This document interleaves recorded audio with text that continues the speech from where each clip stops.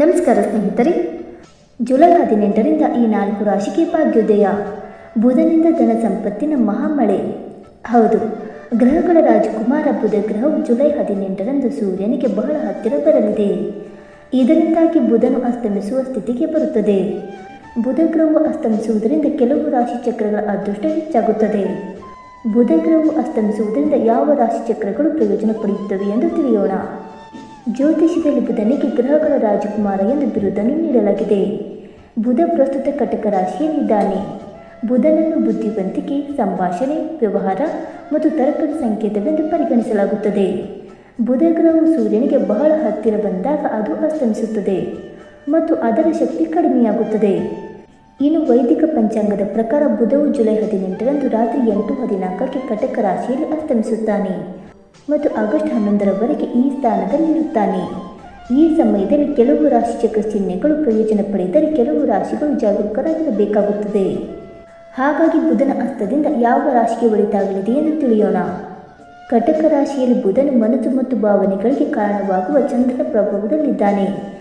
ಏಕೆಂದರೆ ಚಂದ್ರನು ಕಟಕ ರಾಶಿಯ ಅಧಿಪತಿ. ಬುಧ ಅಸ್ತಮಿಸಿದಾಗ ಜನರ ಬುದ್ಧಿವಂತಿಕೆ ಮತ್ತು ಸಂವಹನ ಶಕ್ತಿ ದುರ್ಬಲಗೊಳ್ಳುತ್ತದೆ. ಇದರಿಂದಾಗಿ ಜನರು ಭಾವನೆಗಳ ಆಧಾರದ ಮೇಲೆ ನಿರ್ಧಾರಗಳನ್ನು ತೆಗೆದುಕೊಳ್ಳಬಹುದು. ಕಟಕ ರಾಶಿಯು ನೀರಿನ ಅಂಶದ ಚಿಹ್ನೆಯಾಗಿದ್ದು ಇದು ಸೂಕ್ಷ್ಮತೆ ಮತ್ತು ಅಂತಃಪ್ರಜ್ಞೆಯನ್ನು ಹೆಚ್ಚಿಸುತ್ತದೆ. ಕೆಲವು ರಾಶಿಚಕ್ರ ಚಿಹ್ನೆಗಳಿಗೆ, ವಿಶೇಷವಾಗಿ ಬುಧನ ದುರ್ಬಲ ಸ್ಥಾನದಿಂದ ಪ್ರಯೋಜನ ಪಡೆಯಬಹುದಾದ ರಾಶಿಚಕ್ರ ಚಿಹ್ನೆಗಳಿಗೆ ಬುಧನ ಅಸ್ತಮವು ಶುಭವಾಗಲಿದೆ. ಹಾಗಾದರೆ ಆ ಅದೃಷ್ಟವಂತ ರಾಶಿಗಳು ಯಾವುವೆಂದು ತಿಳಿದುಕೊಳ್ಳೋಣ. ಬನ್ನಿ ಸ್ನೇಹಿತರೆ, ಅದಕ್ಕೂ ಮುಂಚೆ ನೀವು ನಮ್ಮ ಚಾನಲ್ಗೆ ಸಬ್ಸ್ಕ್ರೈಬ್ ಮಾಡದೆ ನೋಡ್ತಾ ಇದ್ದರೆ ದಯವಿಟ್ಟು ನಮ್ಮ ಚಾನಲ್ಗೆ ಸಬ್ಸ್ಕ್ರೈಬ್ ಮಾಡಿಕೊಡಿ ಸ್ನೇಹಿತರೆ. ಹಾಗೆ ವೈದಿಕ ಜ್ಯೋತಿಷ್ಯ ಮತ್ತು ಆಚಾರ ವಿಚಾರಗಳಲ್ಲಿ ನಂಬಿಕೆ ಇದ್ದರೆ ವಿಡಿಯೋಗೊಂದು ತಪ್ಪದೆ ಲೈಕ್ ಕೊಟ್ಟು ನಿಮ್ಮ ಆತ್ಮೀಯರಿಗೆ ಶೇರ್ ಮಾಡಿ. ಮೊದಲನೆಯದಾಗಿ ಮಿಥುನ ರಾಶಿ. ಮಿಥುನ ರಾಶಿ ಅಧಿಪತಿ ಬುಧ. ಬುಧನ ಅಸ್ತಿತ್ವವು ಮಿಥುನ ರಾಶಿ 2ನೇ ಮನೆಯ ಮೇಲೆ ಪರಿಣಾಮ ಬೀರುತ್ತದೆ. ಈ ಸಮಯದಲ್ಲಿ ಮಿಥುನ ರಾಶಿಯವರು ಭಾವನಾತ್ಮಕ ನಿರ್ಧಾರಗಳನ್ನು ತೆಗೆದುಕೊಳ್ಳಬಹುದು. ಇದು ನಿಮ್ಮ ಕುಟುಂಬ ಸಂಬಂಧಗಳನ್ನು ಬಲಪಡಿಸುತ್ತದೆ. ವ್ಯವಹಾರದಲ್ಲಿ, ವಿಶೇಷವಾಗಿ ಸೃಜನಶೀಲ ಕ್ಷೇತ್ರಗಳಲ್ಲಿ ಹೊಸ ಅವಕಾಶಗಳನ್ನು ಕಾಣಬಹುದು ಮತ್ತು ಆರ್ಥಿಕ ಸ್ಥಿತಿ ಸುಧಾರಿಸುತ್ತದೆ. ಮತ್ತು ಕುಟುಂಬದಲ್ಲಿ ಸಂತೋಷ ಮತ್ತು ಶಾಂತಿ ಹೆಚ್ಚಾಗುತ್ತದೆ ಮತ್ತು ಸೃಜನಶೀಲ ಕೆಲಸಗಳಲ್ಲಿ ಯಶಸ್ಸು ಸಿಗುತ್ತದೆ. ನಿಮ್ಮ ವೆಚ್ಚಗಳು ಕಡಿಮೆಯಾಗುತ್ತವೆ. ಅಲ್ಲದೆ ಈ ಸಮಯ ಉದ್ಯೋಗದಲ್ಲಿರುವ ಜನರಿಗೆ ತುಂಬ ಶುಭವಾಗಿರುತ್ತದೆ. ಬಹುರಾಷ್ಟ್ರೀಯ ಕಂಪನಿಗಳು, ಆಸ್ಪತ್ರೆಗಳು ಅಥವಾ ಆಮದು ರಫ್ತು ಕಂಪನಿಗಳಲ್ಲಿ ಕೆಲಸ ಮಾಡುವ ಈ ಚಿಹ್ನೆಯ ಜನರು ಈ ಅವಧಿಯಲ್ಲಿ ಉತ್ತಮ ಯಶಸ್ಸನ್ನು ಪಡೆಯಬಹುದು. ಅಲ್ಲದೆ ನೀವು ಬಡ್ತಿ ಮತ್ತು ಪ್ರಗತಿಯನ್ನು ಪಡೆಯುವ ಬಲವಾದ ಸಾಧ್ಯತೆಗಳಿವೆ. ಎರಡನೆಯದಾಗಿ ಕನ್ಯಾ ರಾಶಿ. ಕನ್ಯಾ ರಾಶಿ ಅಧಿಪತಿ ಬುಧ. ಬುಧನ ಅಸ್ತಿತ್ವವು ನಿಮ್ಮ 11ನೇ ಮನೆಯ ಮೇಲೆ ಪರಿಣಾಮ ಬೀರುತ್ತದೆ. ಬುಧನ ಅಸ್ತಮಿಸುವಿಕೆಯು ಕನ್ಯಾ ರಾಶಿ ಜನರಿಗೆ ಸಾಮಾಜಿಕ ಮತ್ತು ಆರ್ಥಿಕ ಪ್ರಯೋಜನಗಳನ್ನು ನೀಡುತ್ತದೆ. ನೀವು ಸ್ನೇಹಿತರು ಮತ್ತು ಸಹೋದ್ಯೋಗಿಗಳಿಂದ ಬೆಂಬಲವನ್ನು ಪಡೆಯುತ್ತೀರಿ ಮತ್ತು ಉದ್ಯೋಗದಲ್ಲಿರುವವರು ಬಡ್ತಿ ಅಥವಾ ಹೊಸ ಜವಾಬ್ದಾರಿಗಳನ್ನು ಪಡೆಯಬಹುದು. ನಿಮ್ಮ ಬುದ್ಧಿವಂತಿಕೆಯು ಚೆನ್ನಾಗಿ ಕೆಲಸ ಮಾಡುತ್ತದೆ. ಈ ಸಮಯದಲ್ಲಿ ಗುರುವು ನಿಮ್ಮ ರಾಶಿಯಿಂದ 10ನೇ ಮನೆಯಲ್ಲಿ ಸಾಗುತ್ತಾನೆ. ಇದು ನಿಮಗೆ ಉತ್ತಮ ಲಾಭದ ಪರಿಸ್ಥಿತಿಯನ್ನು ಸೃಷ್ಟಿಸುತ್ತದೆ ಮತ್ತು ನೀವು ಗಳಿಸುವ ಅವಕಾಶವನ್ನು ಪಡೆಯುತ್ತೀರಿ. ಅಲ್ಲದೆ ಕನ್ಯಾ ರಾಶಿಯ ಜನರು ಅತ್ತೆ ಮಾವರಿಂದ ಪ್ರಯೋಜನಗಳನ್ನು ಪಡೆಯಬಹುದು. ಅದೇ ಸಮಯದಲ್ಲಿ ಈ ಸಮಯದಲ್ಲಿ ನಿಮ್ಮ ವೃತ್ತಿ ಮತ್ತು ಕುಟುಂಬದ ಜವಾಬ್ದಾರಿಗಳನ್ನು ಪೂರೈಸುವಲ್ಲಿ ನೀವು ಕುಟುಂಬ ಸದಸ್ಯರಿಂದ ಸಂಪೂರ್ಣ ಬೆಂಬಲವನ್ನು ಪಡೆಯುತ್ತೀರಿ. ಆದರೆ ಈ ಅವಧಿಯಲ್ಲಿ ನೀವು ಆರ್ಥಿಕ ಪರಿಸ್ಥಿತಿಯ ಬಗ್ಗೆ ಸ್ವಲ್ಪ ಜಾಗರೂಕರಾಗಿರಬೇಕು. ನಿಮ್ಮ ಆರ್ಥಿಕ ಪರಿಸ್ಥಿತಿಯ ಬಗ್ಗೆ ಬೇರೆಯವರೊಂದಿಗೆ ಹೆಚ್ಚು ಚರ್ಚಿಸಬೇಡಿ. ಇಲ್ಲದಿದ್ದರೆ ನೀವು ಈಗಾಗಲೇ ಮಾಡಿದ ಕೆಲಸವು ಹಾಳಾಗಬಹುದು.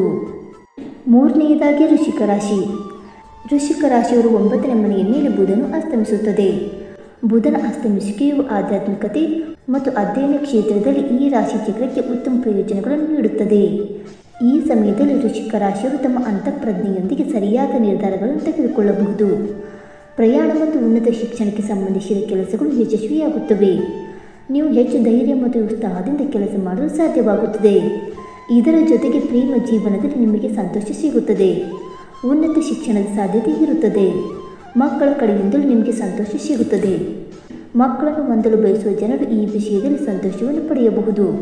ಆದರೆ ನೀವು ನಿಮ್ಮ ಮಾತು ಮತ್ತು ಅತಿಯಾದ ಉತ್ಸಾಹವನ್ನು ನಿಯಂತ್ರಿಸಬೇಕು. ಇನ್ನು 4ನೇದಾಗಿ ಮಕರ ರಾಶಿ.